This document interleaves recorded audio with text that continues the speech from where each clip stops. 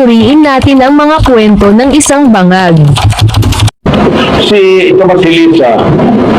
Hindi ko ito kilala. Wala, hindi ko talaga.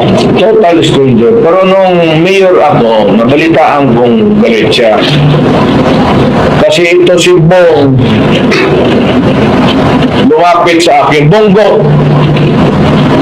Galing request daw nila, I do not know if it's Ferdinand Marcos o Lisa, gustong mag-Department of Agriculture Secretary.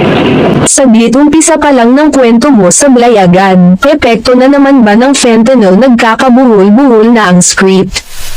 Paano naman mag-apply sa US Department of Agriculture gayong mayor ka pa pala ng Davao? Haha, sige ulitin natin, baka nabingi lang tayo. Ito ba si Lisa? Hindi ko ito kilala. Wala, hindi ko talaga. Total stranger. Pero nung mayor ako, nabalitaan kong galit siya. Kasi ito si Bong lumapit sa akin. Bongo! Galing request daw nila, I do not know if it's Ferdinand Marcos o Lisa, gustong mag-Department of Agriculture Secretary. So, tama pala ang dinig natin. Dito pa lang, nakita na ang kasinungalingan mo dahil paano mag-apply sa US Department of Agriculture Secretary, mayor ka pa lang ng Davao. Pangalawa, hindi mag-apply sa iyo si PBBM dahil ng mga oras na yun ay abala rin si PBBM sa pangangampanya bilang pangalawang pangulo. Very ironic na tatakbo siyang pangalawang pangulo tapos mag-a-apply as BA Secretary. Tuloy natin ang kwento ng isang bangag. Sinabi ko, Bong, sabihin ko kagad, right at the start, hindi ko pwedeng kunin yan kasi drug addict yan. Huwag mong isali yan sa gabinete ko. Kaya nung tumakbo ng presidente, nakipag-usap sila ni Inday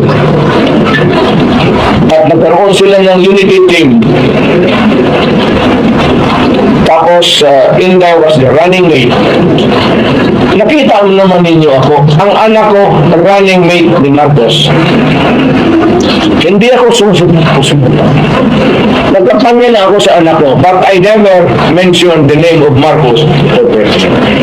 Saglit mukhang nagkabuhol-buhol na talaga ang script. Ang sinasabi ni Duterte ay noong mayor pa siya tapos biglang napunta sa pagtakbo ni PBBM bilang Pangulo ng Pilipinas. Hay, may lapses talaga siya, mukhang matindi na yaka ang kama ng fentanyl. Hay, nilakawan niya ang parte na siya ay Pangulo ng Pilipinas. Itama natin ang kwento ng bangag. Kung naalala nyo noon sa speech ni Duterte ay madalas niyang sinasabi na kung magtagumpay si PBBM sa kanyang electoral protest ay handa na siyang bumaba sa pwesto at si PBBM na ang magiging Pangulo. Hay, nakalimutan ba niya yun? Martes ng gabi nang sabihin ni Pangulong Rodrigo Duterte na kapag nagbitin siya, ayaw niya si Vice President Leni Robredo ang pumalit sa kanya. Sa halip ay may dalawang ibang pinangalanan. Kung sino lang sana dyan, in the likes of Escudero o Bongbong Marcos.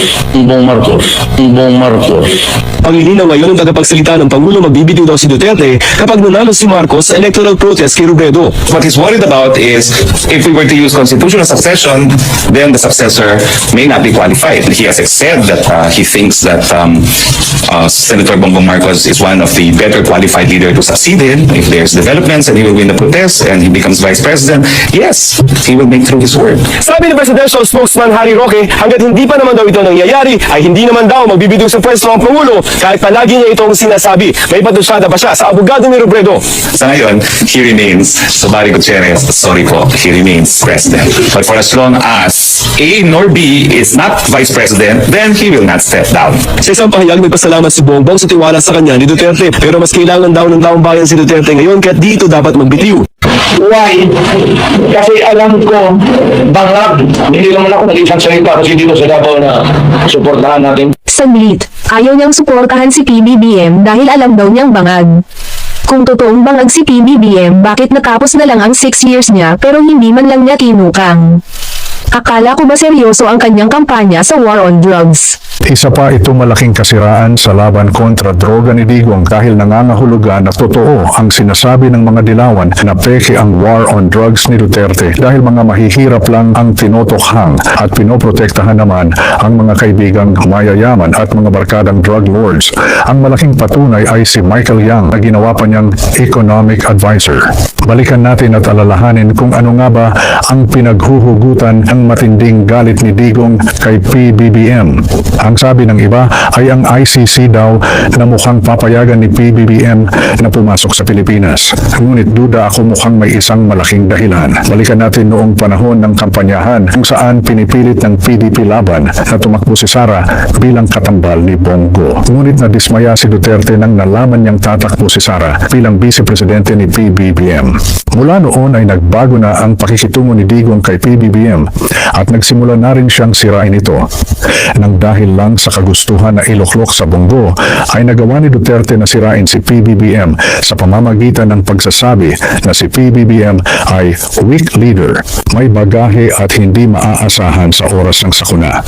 Hindi man tinukoy ang pangalan na may presidential candidate na nagpopolboron, ngunit sa description na sinasabi ni Duterte ito ay tumutukoy kay PBBM, isang malakas na nangungunang kandidato.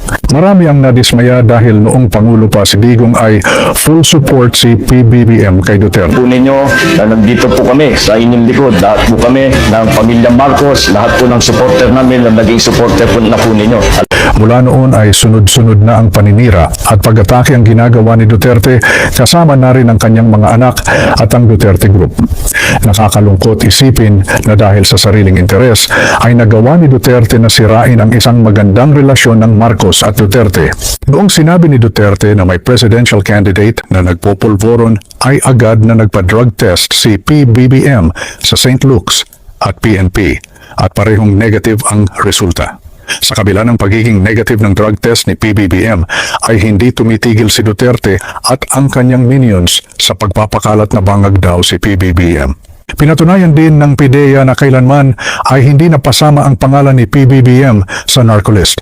Maging PNP chief ng past administration na sina PNP Chief Abayalde at Bato de la Rosa ay nagsabing wala sa listahan ang pangalan ng Pangulo sa drug list.